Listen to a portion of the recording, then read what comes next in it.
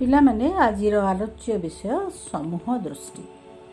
ପୂର୍ବ କ୍ଲାସ୍ରେ ମୁଁ ତୁମକୁ ସମୂହ ଦୃଷ୍ଟି ପ୍ରବନ୍ଧର ଆଂଶିକ ଆଲୋଚନା କରିଥିଲି।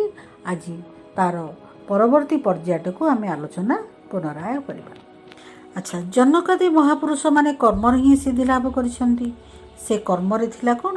କର୍ତ୍ତବ୍ୟବୋଧ, ନଥିଲା ଧନ ସମ୍ପତ୍ତି ଯଶ ପାଇଁ ଲୋଭ।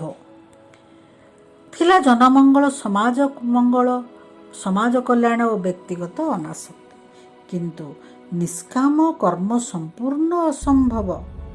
ଫଳ ପ୍ରାପ୍ତିର ଯଦି ଆକାଂକ୍ଷା ନଥାଏ, କର୍ମ ନିମନ୍ତେ ପ୍ରବୃତ୍ତି ଆସିବ ନାହିଁ। ତେଣୁ ପାରିତୋଷିକ ନଥିଲେ ପ୍ରେରଣା ଜାଗ୍ରତ ହେବ ନାହିଁ। ଲାଭ ନଥାଏ କେହି କ'ଣ କେବେ ବେପାର କରେ କି? ବଣିଜ ବେପାର କରିବ ନାହିଁ। ଏହି ବିଚାର ପ୍ରାଚୀନ କାଳରେ ରାମାୟଣ ତଥା କ'ଣ ହେଇଛି, ମହାଭାରତ ଯୁଗରେ ମଧ୍ୟ ଥିଲା। ସାଧନା ଓ ତପସ୍ୟାର ମୁଖ୍ୟ ଉଦ୍ଦେଶ୍ୟ ଥିଲା କାମନା ସିଦ୍ଧି। ଧନ ସମ୍ପଦ, ମାନ ମର୍ଯ୍ୟାଦା, ଶକ୍ତି କ୍ଷମତା ହେଉଛି ପ୍ରେରଣାର ଉତ୍ସ। କିନ୍ତୁ ତନ୍ମଧ୍ୟରେ ସମାଜ ପ୍ରତି ଦାୟିତ୍ୱବୋଧ ଥିଲା ସନ୍ଦେହ। ଠିକ ଅଛି। ଏବେ କ'ଣ ହେଇଛି ଯେ ଗତ 2 ବର୍ଷ ମଧ୍ୟରେ ଶିଳ୍ପ ଓ ବାଣିଜ୍ୟ କ୍ଷେତ୍ରରେ ଯେଉଁ ଅଭିନବ ଅଗ୍ରଗତି ହୋଇଛି, ପ୍ରଣାଳୀ ପ୍ରବିଧିରେ ଉତ୍ତରୋତ୍ତର ପରିବର୍ତ୍ତନ ଘଟିଲା। ତାର ଫଳସ୍ୱରୂପ ଧନ ସମ୍ପଦ କ୍ଷମତା ଅଳ୍ପ କେତେଜଣଙ୍କ ହାତରେ କ'ଣ ହେଇଛି ନା, ତାହା କେନ୍ଦ୍ରୀଭୂତ ହୋଇ ରହିଗଲା।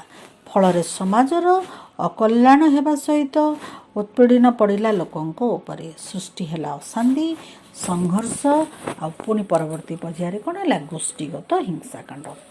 ଏହି ପରିବେଶ ମଧ୍ୟରେ ପୁଣି କ'ଣ ହେଇଛି, ମହାତ୍ମା ଗାନ୍ଧୀ ଉପସ୍ଥାପନ କଲେ ଯେ କର୍ମଯୋଗର ଏକ ରୂପାନ୍ତର। ରୂପାନ୍ତର ଅର୍ଥ ହେଉଛି ରୂପର ଅନ୍ତର।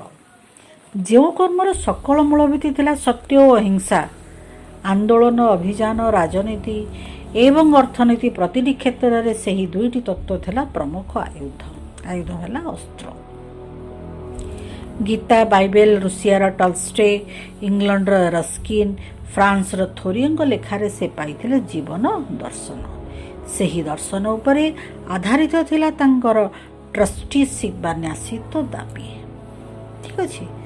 ଭାରତବର୍ଷର ସମାଜ, ବ୍ୟକ୍ତି ତଥା ବିଭିନ୍ନ ଗୋଷ୍ଠୀ ମଧ୍ୟରେ ଆୟ ଏବଂ ସମ୍ପଦର ଉତ୍କଟ ତାରତମ୍ୟ କ୍ରମଶଃ ବୃଦ୍ଧି ପାଇବାରେ ଲାଗିବାରୁ ସମାଜର ସ୍ଥିତି ସମ୍ପର୍କରେ ଚିନ୍ତା କରି ମହାତ୍ମା ଗାନ୍ଧୀ କ'ଣ କଲେ ନା, 1940 ମସିହା ଅଗଷ୍ଟ ମାସର ହରିଜନ ପତ୍ରିକାରେ ନ୍ୟାସିତତ୍ୱର ବ୍ୟାଖ୍ୟା କରିଥିଲେ, ସମ୍ପୂର୍ଣ୍ଣ ଆଲୋଚନା କରିଥିଲେ।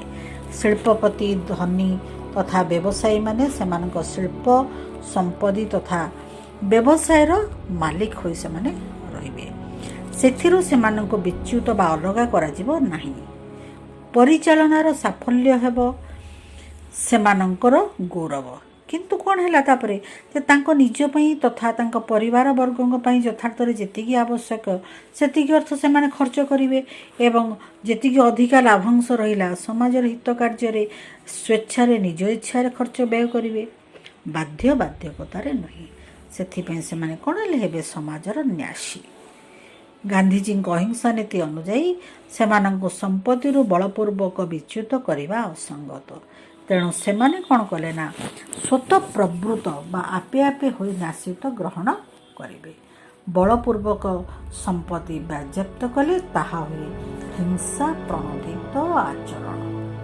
ତନ୍ମଧ୍ୟରୁ ଜାତ ହୁଏ ପ୍ରତିହିଂସା। ସେହିପରି ପନ୍ଥା ଅବଲମ୍ବନରେ ପ୍ରସଙ୍ଗକ୍ରମେ ପ୍ରକୃତି ହୁଏ ରଞ୍ଜିତ, ସମାଜର ସ୍ଥିତି ହୁଏ ଅଶାନ୍ତି। ତେଣୁ ଗାନ୍ଧିଜୀ କ'ଣ କଲେ, ଅନାସକ୍ତିର ରୂପାନ୍ତର କରି ପ୍ରଣୟନ କଲେ ନ୍ୟାସୀବାଦ। ଠିକ ଅଛି।